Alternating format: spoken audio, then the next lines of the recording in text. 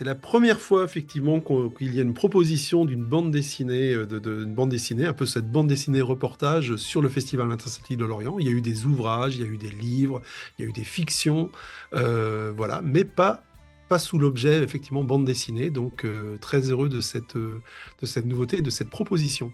On est partenaire officiel de cette bande dessinée sur notre festival réalisé par Gaston. Je dois dire que j'ai entendu de la cornemuse pendant 10 jours et que quand tu entends de la cornemuse pendant 10 jours, après, pendant 10 jours encore, tu entends encore de la cornemuse, tu sais, t'as comme des acouphènes, mais ça fait comme ça. J'ai découvert la culture celte, on va dire, donc à travers la danse, à travers la musique. C'était passionnant, c'était vraiment, je découvrais tout un état d'esprit. Avec plein de gens en kilt partout, au point que tu finis par trouver que c'est normal d'être en kilt. Du coup, il a fallu y aller un peu à fond parce que les interceltiques, c'est quand même un gros machin. Donc, pour faire le tour, et puis il y a tous les spectacles qui se déroulent en même temps, plus le festival off, faut beaucoup marcher tous les jours. Donc, j'ai beaucoup marché, même si j'ai eu le temps d'aller voir les menhirs un peu, et puis la base militaire aussi, parce que ça fait partie de l'Orient, c'est-à-dire on parle d'un festival, mais on en parle un peu dans le contexte de la ville.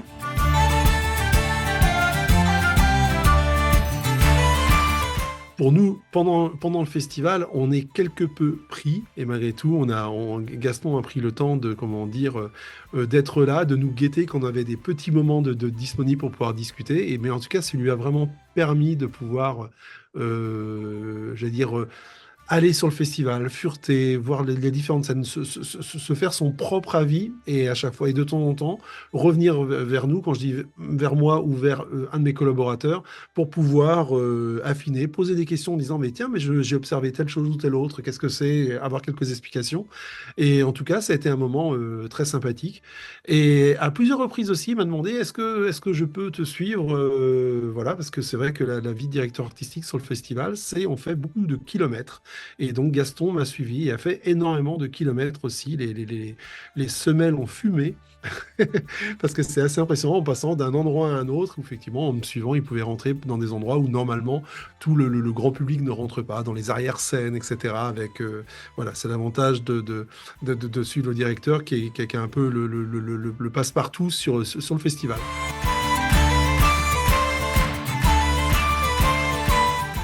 La BD a été traduite par l'Office public de la langue bretonne. Donc c'était quand même un travail quand même qui était conséquent puisqu'il y avait presque 6000 mots à traduire en breton. Donc je peux peut-être rappeler rapidement ce qu'est l'Office public de la langue bretonne. C'est un organisme public, c'est une administration qui dépend de l'État, du Conseil régional de Bretagne, Conseil régional des Pays de la Loire et des 5 départements de Bretagne, qui est chargé de mettre en place donc, les politiques linguistiques qui sont décidées par les pouvoirs publics. Et il y a en l'occurrence donc un service traduction qui s'est occupé de la traduction donc, de cette BD. On ne traduit pas beaucoup de BD, puisqu'en fait, nous, ne réalisons que des traductions techniques, donc du français vers le breton. Et c'est vrai que la plupart des bandes dessinées, en fait, on peut considérer que c'est plutôt c'est le domaine de la littérature, alors que là, c'est pas exactement la même chose, puisqu'on considérait, nous, c'était plutôt une BD qui a un usage public, donc une traduction plutôt technique, puisqu'elle explique en fait ce qu'est le festival interceltique. Donc c'est vrai que c'est plutôt rare en fait qu'on s'attelle à ce genre de travail. Il y a eu pas mal d'étapes donc de relecture, évidemment sur des relectures classiques voilà, par rapport à tout ce qui peut être coquille ou parfois de nouvelles formulations qui finalement s'adaptaient mieux à l'image. Mais on a pu aussi faire des propositions d'adaptation donc du contenu. Voilà, pour rappeler que les langues bretonnes, les langues celtiques, pardon, sont bien vivantes, par exemple. Et puis, il y a parfois aussi besoin d'adaptation. Par exemple, on n'a pas besoin, quand on traduit en breton, on n'a pas besoin d'expliquer de quoi vient le terme menhir, par exemple, puisque tout britophone, en fait, sait ce que c'est en lisant le mot, ce qui n'est pas le cas des francophones.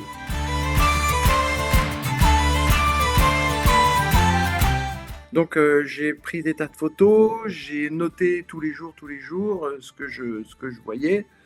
J'ai pris des renseignements sur Internet auprès de Jean-Philippe parce que c'est quand même très dense. Puis voilà, puis quand je suis rentré chez moi dans le sud, hein, loin de la Bretagne, ben, j'ai pu compiler ce que j'avais écrit avec les photos et puis ben, j'ai tout refait le voyage une deuxième fois. C'est comme un carnet de voyage en fait, hein, le bouquin sur les interceltiques.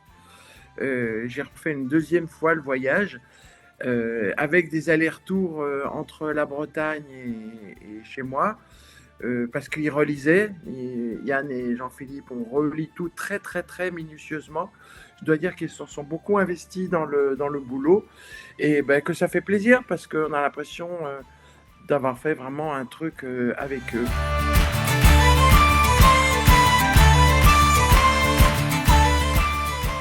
Du coup, sachant que c'était Gaston, je voyais un peu son travail, donc c'est vrai qu'il n'y a pas eu de surprise quant à son, comment dire, quant à son dessin, quant à son style, et qui est un style d'ailleurs qui est très agréable. Euh, Plutôt, comment dire, plutôt intéressant et je dirais pas surpris, mais beaucoup aimé un point de vue extérieur. Gaston ne connaissait pas du tout le festival interceltique, donc il est arrivé un jour en gare de Lorient en plein festival, donc il était complètement néophyte, il avait effectivement un regard qui était neuf, naïf. Et donc, il a observé, il a fait plein de croquis, il a dessiné, et effectivement, au niveau du rendu, il y a aussi un regard qui peut être des fois taquin, ou des fois même pour nous, on a vu une autre perception de lieu, et c'était très intéressant, parce que des fois, on a tellement le nez dedans qu'on ne voit pas forcément tout, et là, quelque part, ça permet de prendre du recul, et de se dire, tiens, c'est étonnant, Gaston a remarqué telle chose ou telle autre, c'est tous ces petits détails, et qui donne une tonalité à la bande dessinée qui est assez agréable. C'est un voyage à travers ce festival, à travers son regard. Et on n'est pas intervenu hein, comment dire, voilà, à ce qu'il a souhaité mettre en avant. Et de temps en temps, on lui a donné un coup de main pour faire des petites précisions plus culturelles ou artistiques sur des terminologies, notamment quand il décrit comment on apprend le biniou, la cornemuse et autres. Voilà, il y a des termes, effectivement, entre les chalumeaux, etc., les sutelles, des termes entre des termes bretons, des termes anglais, des termes français. Donc, essayer de mettre un peu d'ordre, entre guillemets, là-dedans. Mais c'est vrai que c'est vraiment son regard. Et pour nous, au niveau du festival, au niveau de l'équipe, au niveau des bénévoles qui ont pu pour l'instant commencer à voir les premières esquisses et l'ouvrage, tout le monde le regarde avec, comment dire, plutôt sourire et voilà, ayant très envie de rentrer, de découvrir ce festival qu'on connaît bien mais qui nous permet de prendre un recul différent du phénomène de la bande dessinée.